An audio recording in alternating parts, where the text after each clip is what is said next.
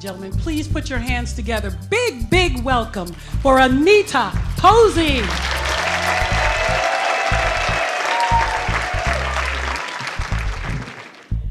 Let me take you back to March of 1993.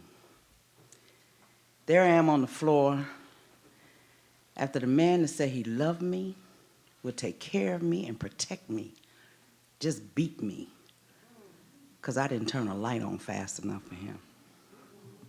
Can you imagine? And then as he walks back to the bedroom to take a nap, my 14-month-old baby comes out with his arms stretched up towards him, and he shoves them aside, and he runs into the wall. Well, I leapt to my feet and grabbed my baby, scooped him up, checking him for injury. I said, "What's wrong with you? Are you crazy? Why would you do that to the baby? You don't put your hands on the baby like that." He just threw his hands over his shoulder like, "So what?" I couldn't believe it. I'm checking my baby for injury, trying to calm him down because he's in shock. Daddy has never done this to him before, ever. So while I'm calming him down and checking him for injury, I hear this fool say, "I do whatever the hell I want to whoever I want in this house, and whoever don't like it, that's just too damn bad." Now I'm really stuck. I mean, he knew this wasn't his child, his natural child. But he was there in the labor room with me. And he's kept his child at his side from the day he was born. If he'd have had breast milk, he'd have nursed him, for real. So as I get my baby calm, I hear this fool say, "And when I get up, if my dinner ain't done, I'm gonna beat your ass again." Something inside me just said, "No," because I was not ready to die, because I knew that was next. So I looked into the kitchen where I was cooking his food, and the gun on the shelf caught my eye. I grabbed it, walked to the bedroom, shot him in the head. And when I turned to walk out the room, he sat up and said, "Neat." And when I spun around, I put my hand out and said, "Look, don't you ever put your hands on the baby like that again. You do what you want to me." And I don't know what all I said, but that's when I must have shot him the second and the third time in the head. And then he said, "All right, baby, all right," and laid down. By this time, my baby is crying. I go back to the couch, and I'm comforting him. And I'm checking him for injury, because if there's an air bump on his head, that ninja is going to jail tonight. And he's not going to get out in short order like he has all the other times. You see, I had moved up to Lansing to be with this man after Detroit had just gotten on my last nerve with the violence in the 80s. The last straw was my son, 12 years old, got robbed at a bus stop, but the only thing of value he had, his bus ticket to get home. I said, "That's it." I packed up my stuff, my son, took my good state job. I worked at social services and transferred it up to Lansing to be with him. It was so peaceful and quiet. I didn't hear sirens. Grass was green, birds tweeting, fresh air. It was really nice. And he worked for the state, too. He was a correction officer.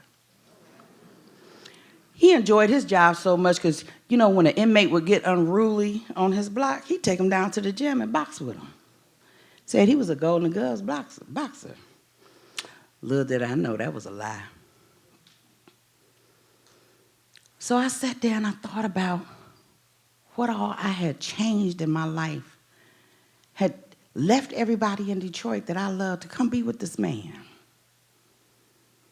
I said, "What is going on?" So I started going on in my mind what I'm going to tell this man when he get up, because he's going to get a big chunk of my mind. We can never, ever let this happen again. It will not. So when I got my spiel together, I went back to the bedroom to tell him what I had to say. But he wouldn't wake up. And when I tried to move him, he was stiff. It wasn't until I saw that dark stain around the back of his head on the pillowcase that I realized what I had done. He was dead. Fear grabbed me like never before. I got physically and violently ill. everything inside me came up. And when I cleaned myself up, I said, I got to call 911. So I dialed 911, and as I put the phone to my head, another demon of fear grabbed hold of me like never before. And when the operator answered, I said, I'm sorry, operator, I hit the wrong number on speed dial, and hung up. See, I panicked because I thought of what his family would do to me, even though they knew about the abuse. He had a history of it. I just didn't know that because I was from Detroit and they was in Lansing. But you know blood is thicker than water, right? So I called 911 again. I said, I got to go through with this. And it rang a long time, but before they answered it, I hung up again because I just couldn't see me telling them that I just killed this man. So I paced the floor all night long, trying to figure out what am I going to do. And I got the bright idea to call a friend of my sister's and told her that I had some household items I would like to donate to her, and her and her husband should rent a truck and come on up. So they did. They took a road trip from Detroit to Lansing. And when they got there, I had one item I hadn't really told them about. And it took some convincing to get them to put this neatly wrapped body on the back of this truck. Yeah. I had to get rid of this. I wasn't ready to face his family. It wasn't the police. It wasn't the prosecutor. It was his family. So we took a road trip on down to Detroit and found a vacant lot with some tires. Yeah.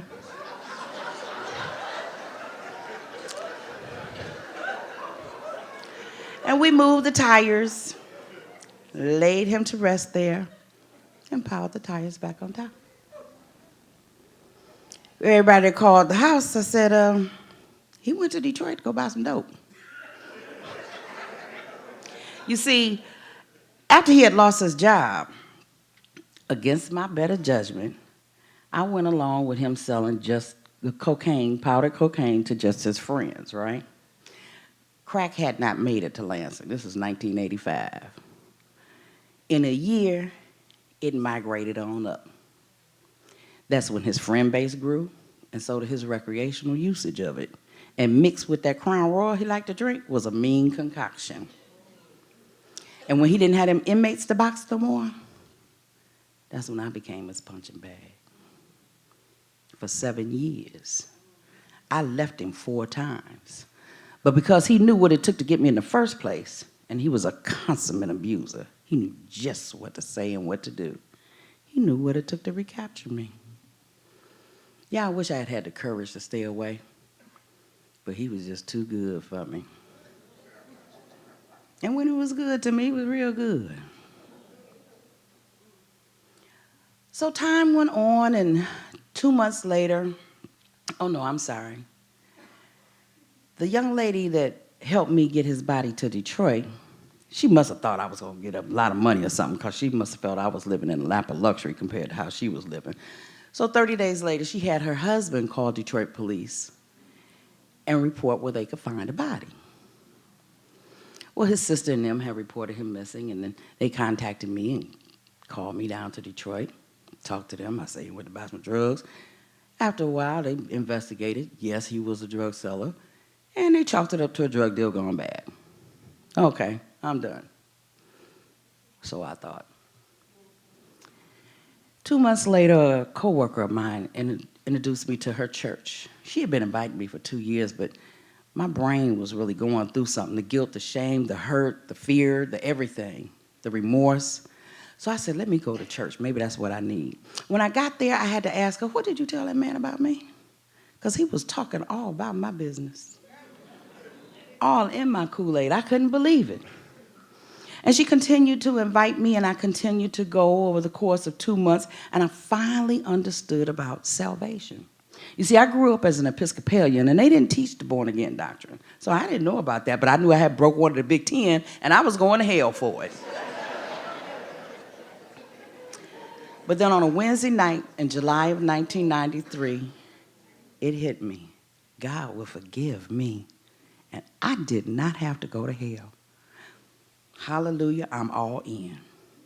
I gave it up and ain't turned back since. Time went on, and I tried to live a good life, pleasing to God. I read my word. I went to 5 services a week because I want to get as much Jesus in me as I possibly can. I want to make sure my ticket is paid for, non-refundable. I was raising my baby to be a God-fearing man. The one that I moved to Lansing with at 12, he was in college at this time at U of M, so he's doing great. And I'm helping everybody working at social services anyway, but now I'm doing it with the wisdom from the Word of God. But after 3 years, his family got the Lansing Police Department to retrieve the investigation from Detroit. And it was an on-again, off-again thing for about a year. And they would call my family and friends, and then my family and friends would call me. And of course, I lied. I didn't admit to anything. That was my story, and I was sticking to it. But one night after a year of this, I said, Lord, please make it stop. I can't do this anymore. I can't take it. If you want me to confess to what I've done, you're going to have to create the circumstances, because I just don't have the courage to walk in the Lansing Police Department and admit to it and tell them what I did. And if I have to go away, I won't be afraid, because I know you'll be with me. You said it in your word. So, 20 days after I prayed that prayer, the girl that helped me got into trouble with the popo. And to buy her way out of it, she told him she knew something about a murder. It worked for her. And they came and got me. Well, I got a decision to make. Over the 7 months that I sat in the county jail, I prayed and I fasted and I asked God, do I fight this like Francine Hughes in a burning bed? Or do I go on and admit to what I've done and take my lumps? And just count on you to be merciful and graceful. Because now I'm a child of God. So I had an attorney that convinced me to plead to second-degree murder. Because what they was charging me with, I was going to be doing all day, all night, forever, till I die. And with me being a black woman in Charlotte, Charlotte, Michigan, Eaton County, I didn't really stand a chance. The jury pool wasn't going to be of my peers. So I pled guilty. He said I was looking at like maybe 5 to 15 years. I could be out in 3 to 4 with good behavior. Okay, cool, I can do that. No big deal. But I got in the courtroom and the judge said, Miss Posey, I was going to give you 22 to 50. And I'm thinking, months?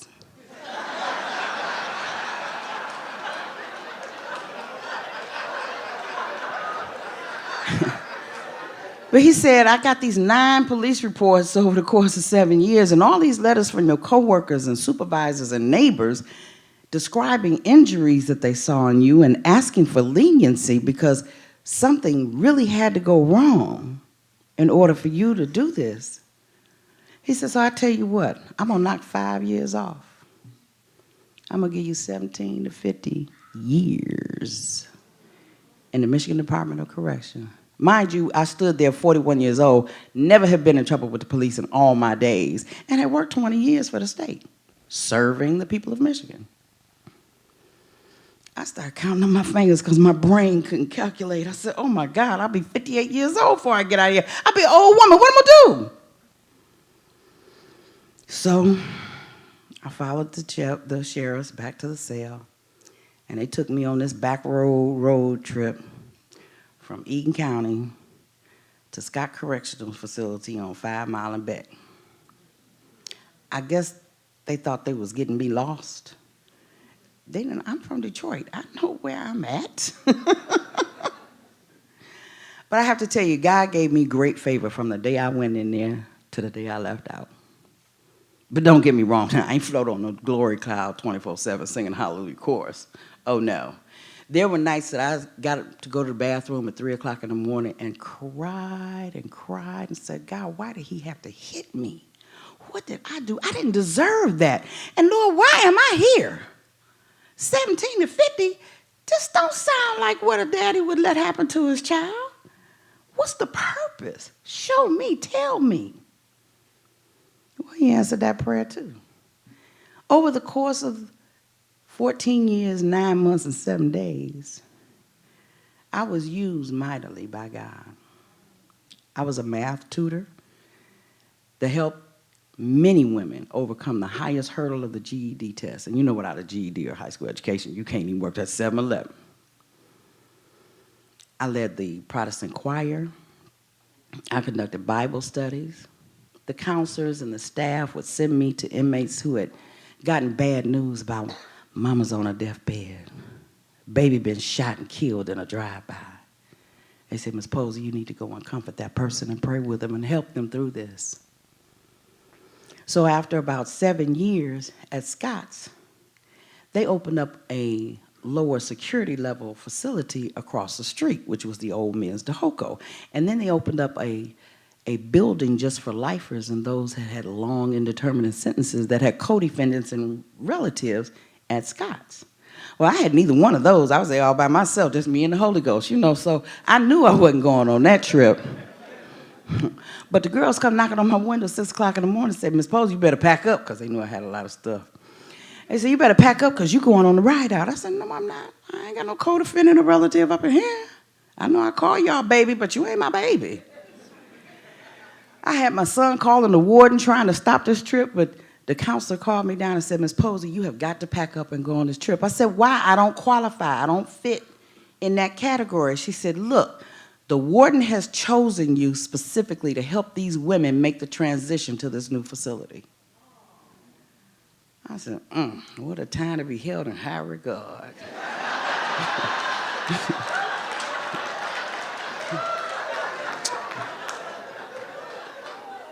So, because I had heard about this prison, the rooms were half the size, you know, they were used to the men being there, they didn't like the women there, and it just sucked. So I said, okay, I packed up all my stuff, my Foot Locker, and my duffel bag, and we took this road trip across the street. And after a few days, I actually liked it better. Because it was a lower security level facility, we had more freedom. We could come and go in and out the unit, go to the yard when we wanted to. And I was chosen along with a few other select women to be in the senior ensemble by the pastor, the chaplain that was there. He wanted to hit him old Lutheran hymns.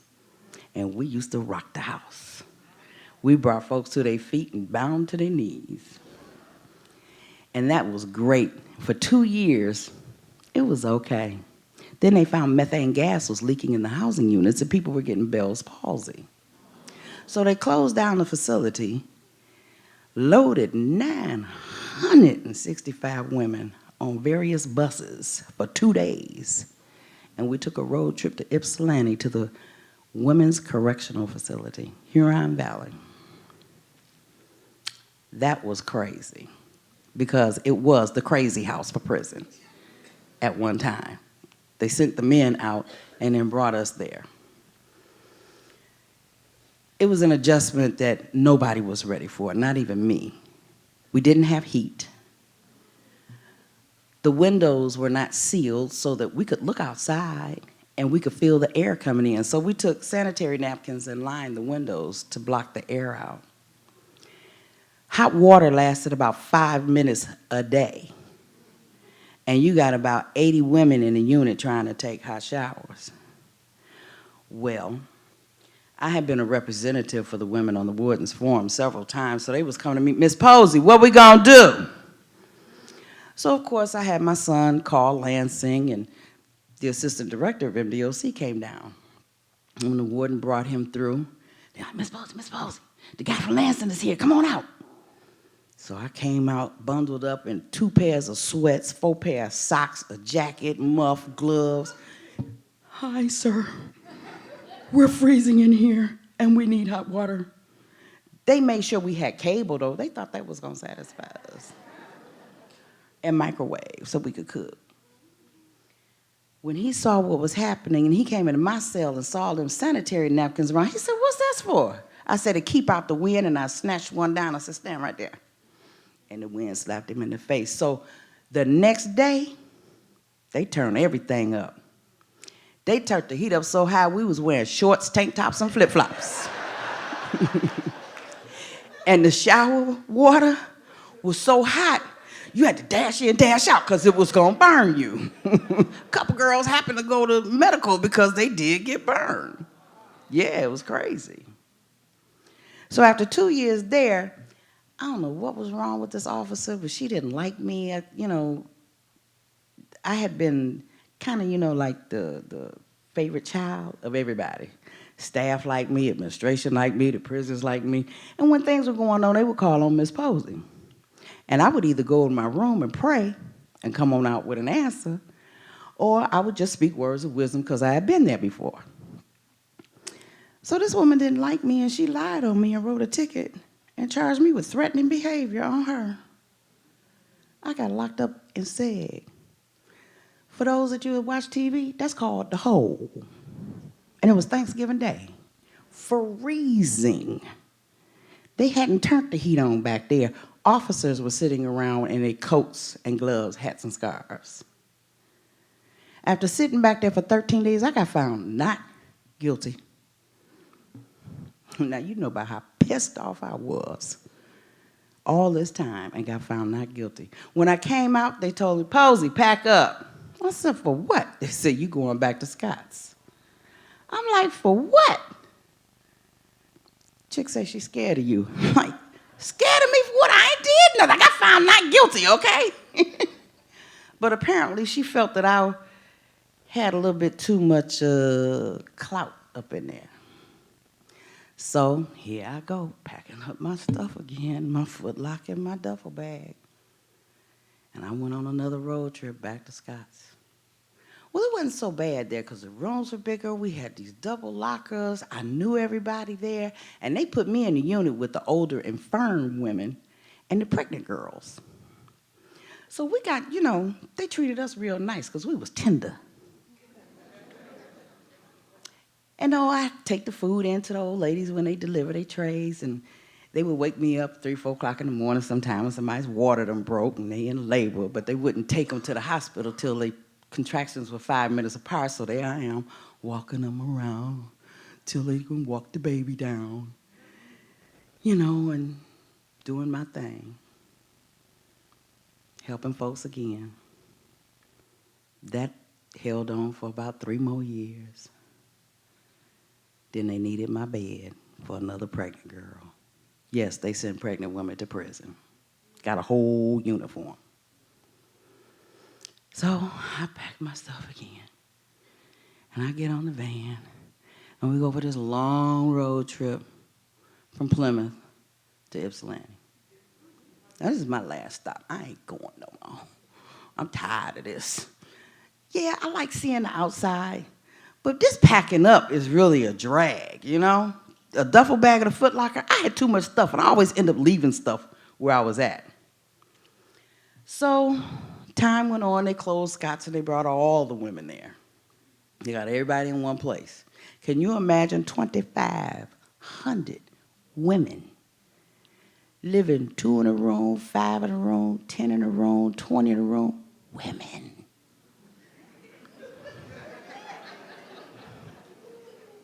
They young, middle-aged, old, PMSing, perimenopause, postmenopausal. Everybody's hormones is going crazy. And they still calling on me to be the voice of sanity and reason.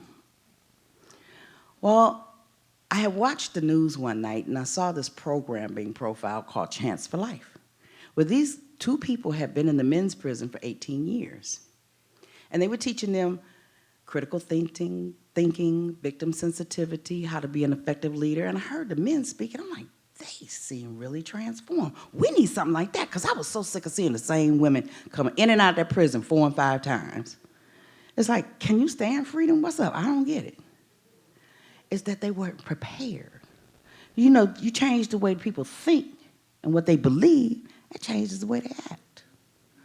So I called Fox 2 from prison, because I used to call the news all the time.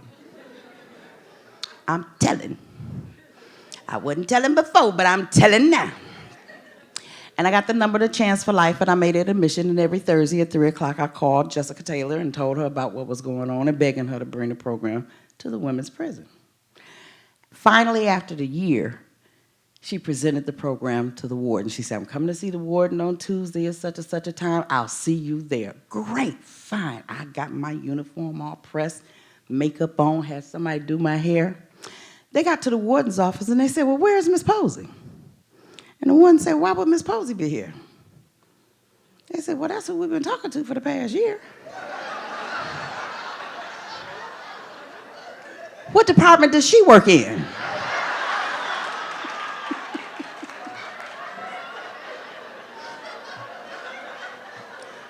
The warden said, Miss Posey does not work here. She is a prisoner. They were like, oops. Well, the program was so impressive, and the warden had gone on a tour to other prisons where they were at, so she admitted the program. And thank God, Chance for Life was instituted in June of 2011. Yes. I love it.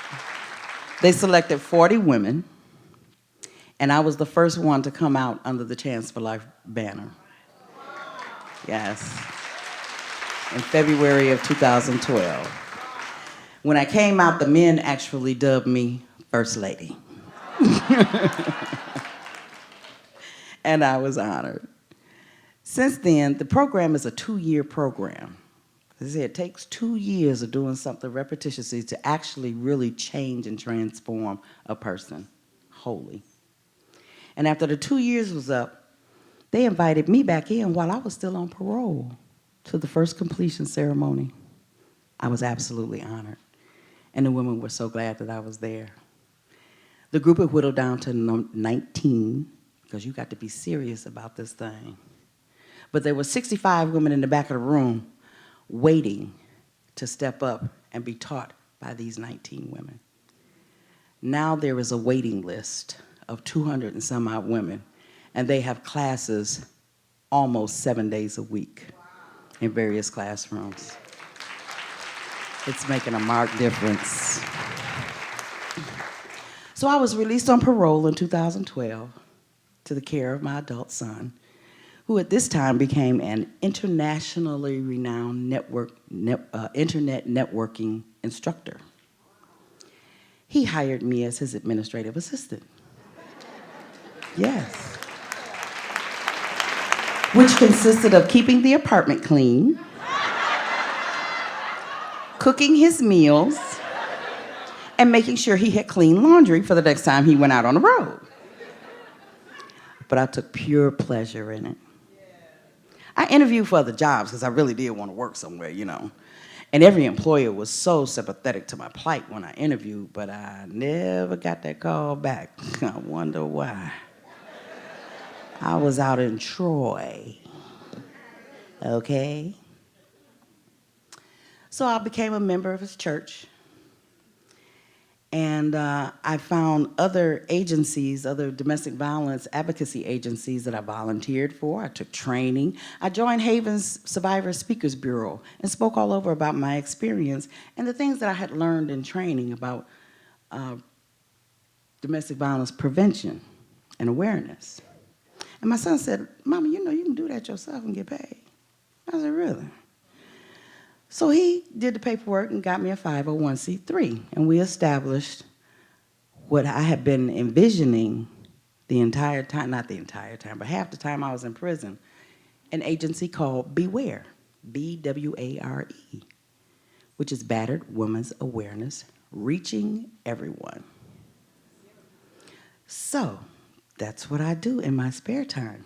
But to pay the bills, I work at the Homeless Action Network of Detroit, who my executive director, Tasha Gray, is sitting in the audience. Thank you, Jesus. She hired me because I was between jobs and didn't have any income, and I had been out of work for 2 months. But she hired me as a temp in May of 2016, and I've been there ever since. Yes. There is a very sad note to my story, though. 1 month before I got off parole, looking forward to that trip to Hawaii that my son had promised me when I got off, I found him dead in the bathroom. At 40 years old, he had a pulmonary embolism. My life was just crushed. My heart was crushed. My spirit was crushed. My mind was crushed. I didn't know if I could put one foot in front of the other. I still had my other son, who was 5 when I went in, but he was 20 when I came out. And he really didn't know me. But Gregory was there every week in the visiting room. And I could reach him by phone anytime, except when he was overseas teaching. By God's grace, I learned to put one foot in front of the other and go on with the mission that he financed before he left here. God has been so good to me. It's funny that I make the same hourly wage that I was making in 1997 when they arrested me. And my rent was half of what I pay now. And gas was 82 cents a gallon. But guess what? I ain't had a shut-off notice on nothing. All glory to God. You know, I never would have chosen this path to become the woman that I am, the abuse, the prison, the parole, the loss of my son. I would have never, ever chosen any of that to be who I am today. But I have to be thankful for the journey because I discovered my worth. Now, if you want to know more about this story, you're going to have to wait till my book comes out in June called Little Did I Know, ...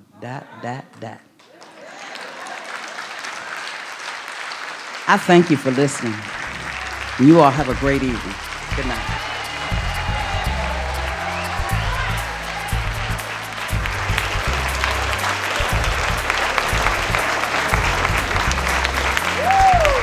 Anita Posey.